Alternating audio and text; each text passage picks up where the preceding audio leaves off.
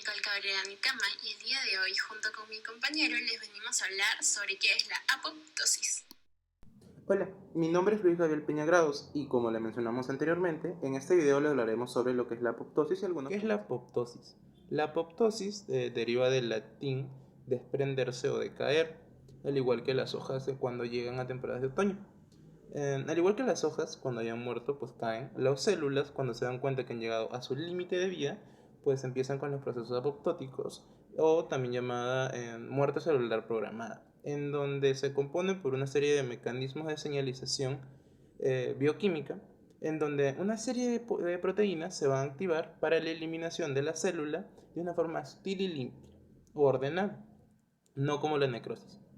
Pero eso no es el punto de hoy. Ahora, la apoptosis también está dentro de lo que es el desarrollo de los individuos o del cuerpo.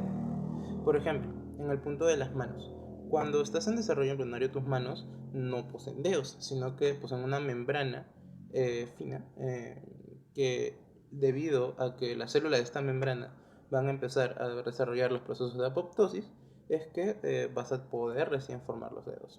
En algunos casos muy escasos, en donde no se produce esto, es que nacen los bebés con los dedos con esa membrana fina, como si fueran un pato. La apoptosis normalmente se da en células que han cometido su función en el cuerpo durante el tiempo suficiente y pues les toca renovarse para dar lugar a otras células nuevas y jóvenes.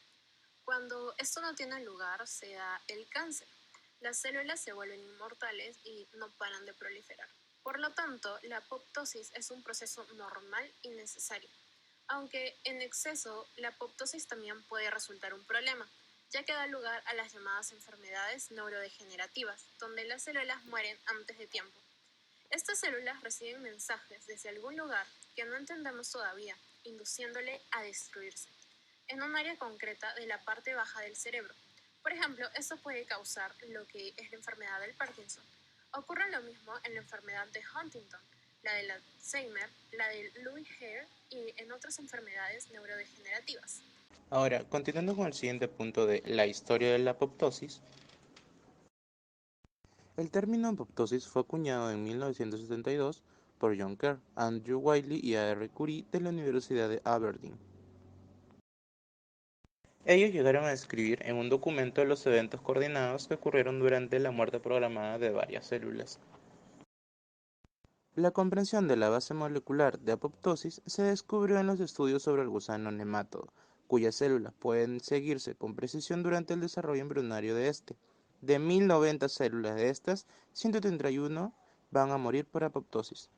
En 1966, Robert Horvitz y sus colegas del Instituto Tecnológico de Massachusetts sufrían una mutación en el gen CED3, del cual procede todo el desarrollo sin la pérdida de células por apoptosis. Esto reveló que este gen desempeña una función crucial en la apoptosis, y su identificación en nemátodos condujo al descubrimiento de una familia homóloga de proteínas en mamíferos que se denominan como caspasas.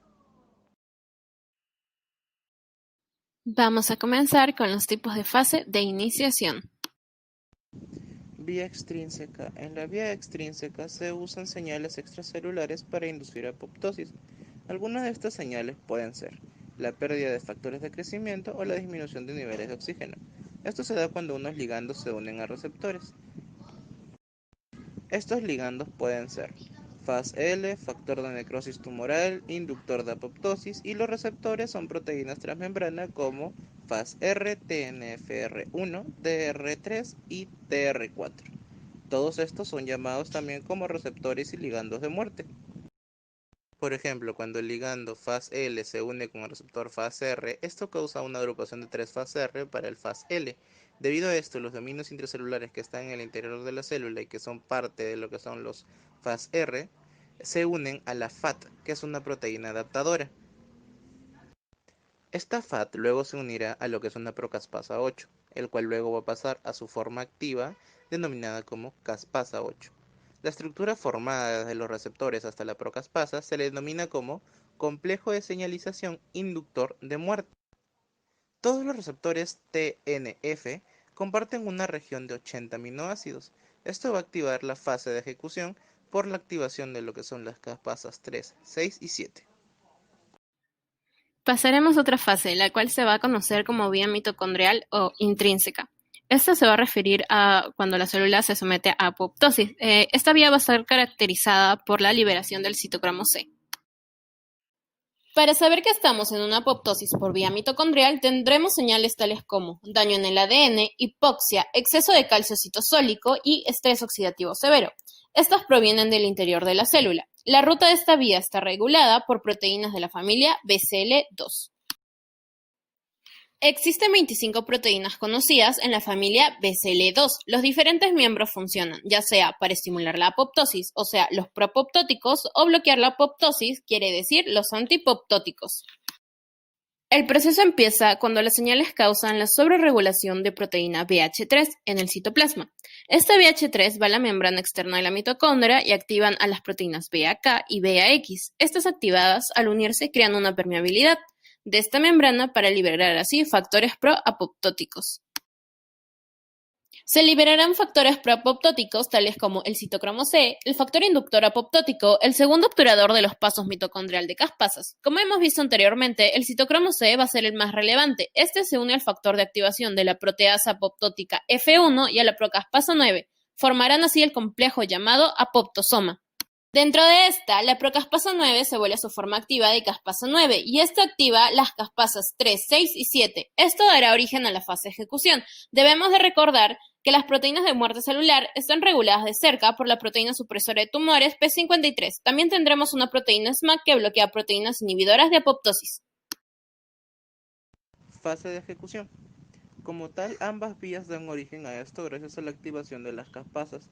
Los principales son las caspasas 3, las caspasas 6 y la caspasa 7, llamadas también como enzimas ejecutoras.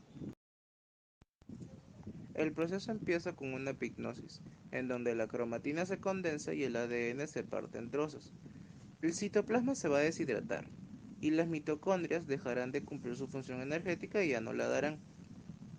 Luego la fosfatidilglicerina será el marcador específico para la fagocitosis. La fosfatidilglicerina está presente en lo que es la membrana y será reconocido por los fagocitos como los macrófagos. Luego la célula se va a dividir en pequeños fragmentos rodeados por la membrana plasmática, llamados cuerpos apoptóticos, en donde pueden o no estar dentro algunos restos de lo que serían las organelas de la célula, que serán fagocitados y con eso terminaría el proceso. Ahora veremos cómo la apoptosis puede eliminar las células infectadas o cancerosas. Por ejemplo, en algunos casos, una célula puede ser una amenaza para el resto del cuerpo si sobrevive. Uno de estos ejemplos es en el caso de las células con ADN dañado, células precancerosas y células infectadas por algún virus. Si estas células experimentan apoptosis, se va a eliminar la amenaza, tales como el cáncer o la propagación de la infección viral, para el resto del organismo. Cuando su ADN está dañado, usualmente la célula detectará el daño e intentará repararlo. Si el daño es irreparable, la célula normalmente se enviará a sí misma a la apoptosis o un suicidio. Y así va a asegurar que no transmitiría su ADN dañado. Cuando las células tienen ADN dañado, pero no pueden realizar la apoptosis, pueden estar en camino hacia lo que es el cáncer. A veces, las células precancerosas que han evitado las señales internas de la apoptosis son detectadas por las células inmunes, que intentan activar la apoptosis a través de un camino de señalización externo. Las células de cáncer exitosas, sin embargo, logran evitar las señales internas y externas que normalmente activarían la apoptosis. Esto les permite dividirse sin control y acumular mutaciones en su ADN. Pasando a lo que es la apoptosis dentro de lo que es el desarrollo de los organismos. En muchos organismos la muerte celular programada es una parte normal del desarrollo. Por ejemplo, en el gusano Elega, 131 células morirán por apoptosis a medida que el gusano se desarrolla de una sola célula a su adultez. La apoptosis también se desempeña un papel clave en el desarrollo humano. Por ejemplo, como vimos antes, el desarrollo de la mano empieza siendo parecido a una paleta, pero esto es por llamarlo así, tallado en dedos por apoptosis de las células entre los dedos en desarrollo. Si no ocurre esto, se produce una fusión de dedos. Otro ejemplo es la pérdida de la cola de un renacuajo, y otras más aún, la eliminación de las neuronas innecesarias cuando los circuitos neuronales en el cerebro se están enlazando o conectando. Es decir, la apoptosis es necesaria para la eliminación de células o estructuras innecesarias o que estén en fase de desarrollo hasta llegar a su parte ya final. Ahora, ¿por qué la apoptosis es fundamental y clave dentro de lo que es el sistema inmunitario? La apoptosis también desempeña un papel esencial en el desarrollo y el mantenimiento del sistema inmunitario sano. Cuando se producen inicialmente lo que son los linfocitos B y T, que son células inmunes que se unen a moléculas específicas, estas se prueban para ver si reaccionan contra cualquiera de los componentes propios del cuerpo. Las células que lo hacen son eliminadas enseguida mediante lo que es apoptosis. Si este proceso falla, las células autorreactivas pueden liberarse en el cuerpo, causando padecimientos autoinmunes y atacando tejidos. La apoptosis también desempeña un papel importante en permitir que el sistema inmunitario apague su respuesta a un patógeno. Cuando se detecta un patógeno, a las células inmunes que lo reconocen se dividen ampliamente y experimentan un aumento enorme en números con propósito de destruir este patógeno. Una vez que esté eliminado del cuerpo, la gran cantidad de células inmunes específicas del patógeno ya no son necesarias y deben retirarse mediante apoptosis para mantener la homeostasis, o sea, el equilibrio en el sistema inmunitario.